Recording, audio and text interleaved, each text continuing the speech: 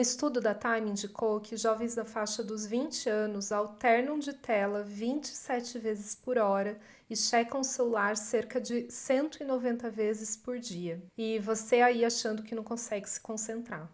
Tem uma pesquisadora da leitura, Marianne Wolf, ela conta que decidiu reler um dos livros preferidos dela da adolescência, que é O Jogo das Contas de Vidro, do Hermann Hesse.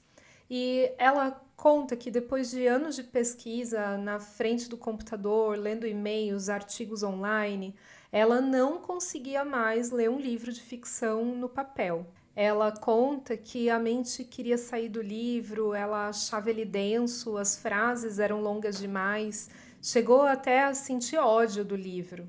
E aí ela percebeu que exatamente aquilo que ela pesquisava, que era o impacto da leitura digital no cérebro, estava acontecendo exatamente dentro dela. Um outro estudo observou que a gente processa cerca de 34 gigabytes nos dispositivos digitais por dia.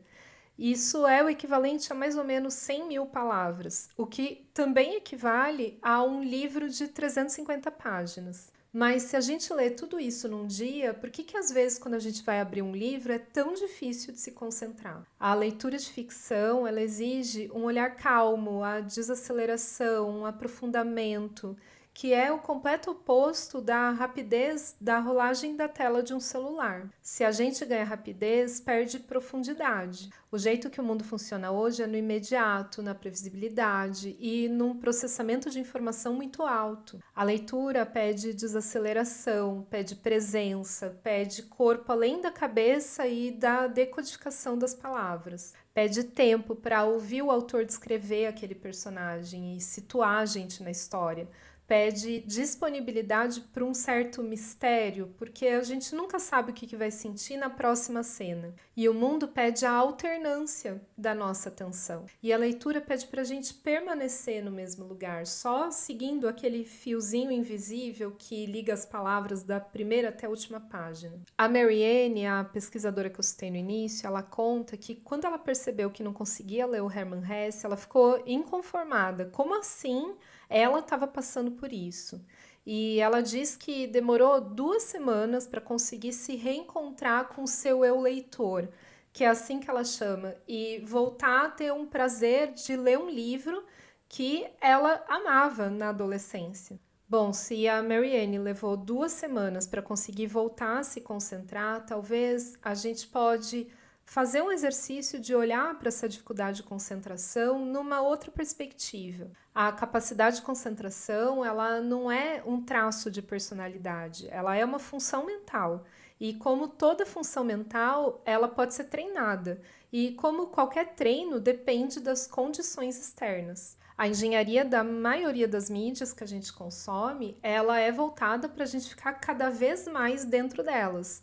Quanto mais imerso a gente está, mais a gente consome, mais a gente compra, seja produtos ou ideias, mais a gente quer ficar ali. Se a gente está imerso num contexto digital que treina nosso cérebro para pipocar de uma mídia para outra, não vai rolar de abrir um livro e se concentrar de primeira. Assim como uma mulher que trabalha o dia inteiro, pega transporte público, chega em casa, cuida dos filhos e faz janta, ela não vai ter a mesma performance na musculação do que uma pessoa que não tem filho, anda de carro e trabalha meio turno. São condições externas diferentes. E eu vou trazer aqui o Hermann Hesse, nesse mesmo livro, O Jogo das Contas de Vidro, de 1943. Tem um momento que ele fala sobre a luta no meio de um dilúvio de imagens e de saber desprovido de sentido. E ele chamou de contramovimento, um ato quase de resistência, de desacelerar e ler com mais profundidade.